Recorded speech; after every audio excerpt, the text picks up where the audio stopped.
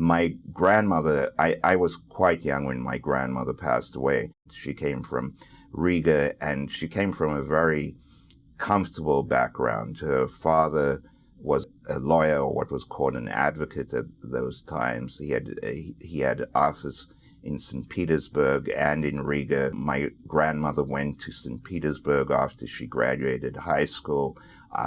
She only came to South Africa because the remaining members of her family, her siblings, were admitted to Canada with her mother.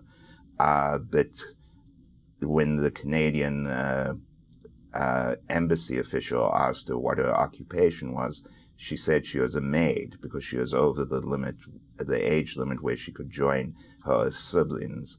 And they said, show me your hands. And she showed her hands. And the passport official said, these aren't the hands of a maid. You aren't allowed into Canada.